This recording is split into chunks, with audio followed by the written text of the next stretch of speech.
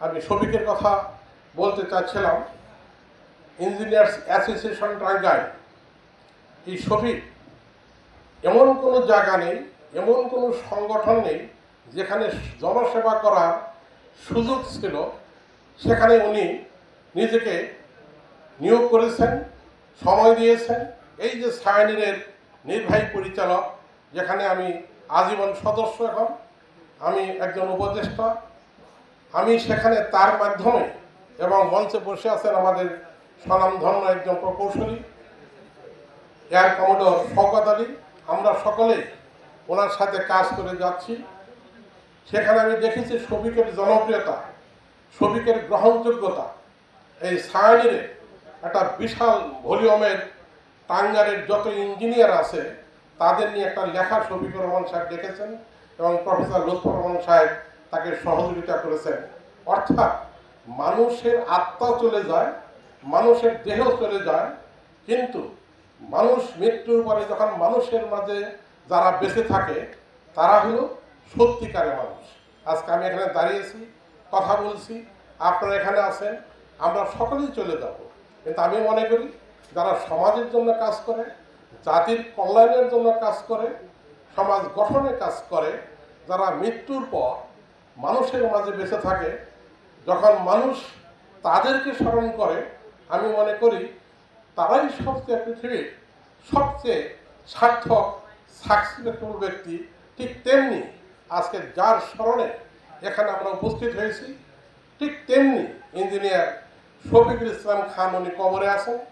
আল্লাহ ওনাকে বেহেশত নসিব করবেন, কারণ উনি জীবনযাত্রা চলার পথে কোনো মানুষকে ক্ষতি করেন নাই, এবং যে মানুষই তার কাছে গিয়েছেন তার সাধ্য মতে উনি চেষ্টা করেছেন সহযোগিতা করার জন্য।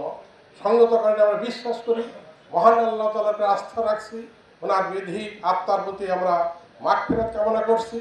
ইনশাআল্লাহ উনি বেহেশত নসিব হবেন, এবং আমরাও প্রত্যাশা করি মুসলমান হিসাবে ইসলাম ধর্মের আদর্শ অনুসারে আমাদের যে করণীয়, যে কাজটি শফিকুল ইসলাম খান করে গেছেন, আজকে আমরা তার আদর্শে বিশ্বাসী হয়ে, আস্থায় হয়ে আমরাও একজন ইসলাম ধর্মের মানুষ মুসলমান হিসাবে জীবনে চলার পথে ভালো কাজ করে সমাজে বেঁচে থেকে যেন মৃত্যুর পরে শফিকুর রহমানের মতো আজকে অনেকগুলি, আজকে এখানে প্রোগ্রাম হয়েছে, আগামীকালকে প্রোগ্রাম আছে, 24 তারিখে প্রোগ্রাম হয়েছে, এর আগেও ইনস্টিটিউশন অফ ইঞ্জিনিয়ার্স বাংলাদেশে বেশ কয়েকটি প্রোগ্রাম হয়েছে।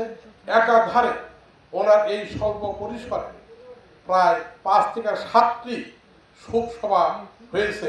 এটা তার জীবনে একটা বিরাট প্রাপ্তি হিসেবে মনে করি। অনেকের অনেক ধন সম্পদ আছে, গাড়ি আছে, বাড়ি আছে, বাম দিকে তাকায় না, ডান দিকে তাকায় না, গরিব মানুষের দিকে তাকায় না, মানুষ না খেয়ে আছে, রাস্তায় পড়ে আছে, কষ্ট করছে, তারা বাড়ির পর বাড়ি, গাড়ির পর গাড়ি।